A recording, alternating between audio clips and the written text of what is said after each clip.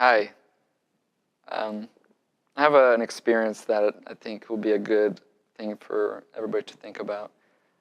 I recently got married, which was a big move for me, in my life. I think like it is for everybody, especially it's my first time. I don't know.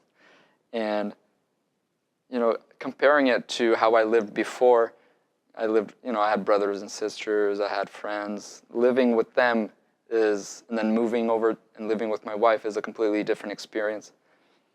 But why is it so? Why is it so much different? Like with my sister, we've argued, we've had joy also, but why is it different than when I do that with my wife? And I feel like it's a good, actually, comparison to how it is in the Bible and what Jesus wanted from his church. Because with my sister, we would argue, we would, have joy, but then after that, at the end of the day, I have my own life. I don't have anybody that's connected to me. But with my wife, I feel her, and she feels me. When I feel low, she feels low. When she's joyful, I'm also joyful. So how does that compare to the church? And what does Jesus want from us? And it actually says it here in Colossians 12:2-15. And here I'll read, "Therefore, as the elect of God, holy and beloved, put on tender mercies, kindness, humility, meekness, longsuffering, bearing with one another and forgiving one another. If anyone has a complaint against another, even as Christ forgave you, so you also must. But above all these things, put on love, which is on the bond of perfection, and let the peace of God rule in your hearts, to which also you were called in one body, and be thankful." So God says of this one body, but what does it mean? Like, what does it technically mean? There's so many churches nowadays. Which ones are the correct ones? Why isn't there unity also?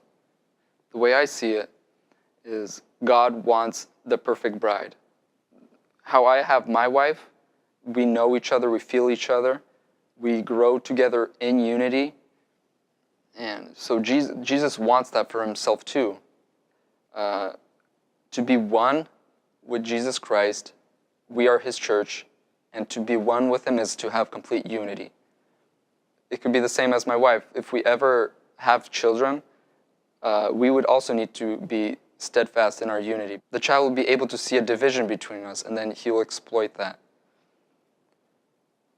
And since we are one body in the church, one people do one act, one person does one ministry, another person does another ministry, but we all act in one spirit, and that's the unity. We feel one another, we have patience with one another, and we have love. Love is the thing that binds us all together.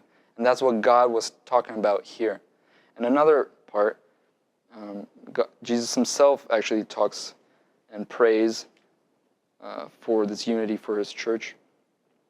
It's in John 17:22, and I'll read, "And the glory which you gave me, I have given them, that they may be one just as we are one.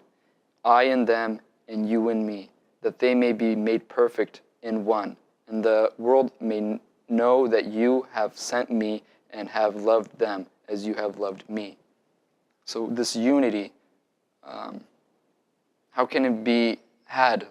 Why isn't there unity? Logically thinking, if everybody has Jesus Christ inside them, so like my sister, my brother, they each have Jesus Christ living and acting through them, and I myself have Jesus Christ acting through me, should there be one spirit and one thing that binds us?